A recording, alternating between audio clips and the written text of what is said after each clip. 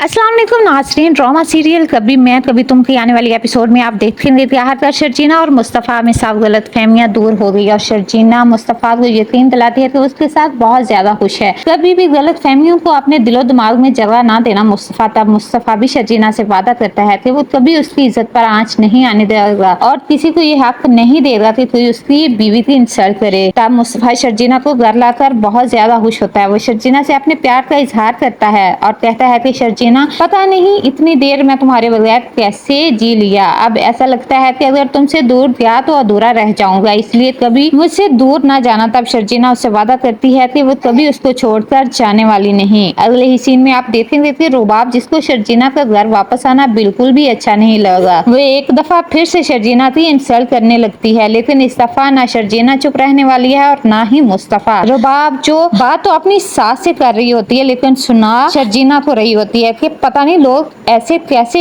किसी के साथ भी एडजस्ट हो जाते हैं। मैं तो किसी के साथ इतनी जल्दी एडजस्ट नहीं हो सकती। अब शर्जीना को ही देख लें, कैसे उसकी शादी अदील के साथ हो रही थी और वो अदील के साथ बहुत खुश भी थी और प्यार भी करती थी, और अब मुस्तफ़ा के साथ शादी हो गई और अब उसके साथ खुश भी है और प्यार भी हो गया। ये बात सुनते ही शर्जीना को तो आग लग जाती है। वो तो गुस्से में आकर रुबाब को खूब बातें सुनाती है कि मेरी शादी चाहे जैसे भी हुई हो लेकिन उसने तुम्हारी तरह पैसों से शौहर खरीदा नहीं। ये बात सुनते ही रुबाब तो बहुत ज्यादा गुस्से में आ जाती है और कहती है कि अपनी जुबान बंद करो तुम शर्जीना। अब शर्जीना रुबाब से कहती है कि उसके चुप हो जाने से हकीकत बदल नहीं जाएगी। पहली दफा रुबाब को किसी ने जवाब दिया होता है, ये बात अदील को अच्छी नहीं लगती। वो शर्जीना से कहता है कि उसने रुबाब की इंसल्ट की है और उसके साथ बदतमीजी की है, इसलिए उसे रुबाब से माफी मांगनी चाहिए। इतनी देर में मुस्तफ़ा भी घर आ जाता है और वह अदील से कहता है कि शर्जीना किसी से माफी नहीं मांगेगी और अगर वो उसकी बीवी से इस तरह बात करेगा तो अच्छा नहीं होगा। तब अदील जो कि मुस्तफ़ा को ताने देने का कोई मौका हाथ से जाने नहीं देता, वो मुस्तफ़ा से कहता है कि अब तुम मुझसे इस तरह बात करोगे मेरे टुकड़ों पर पलने वाले,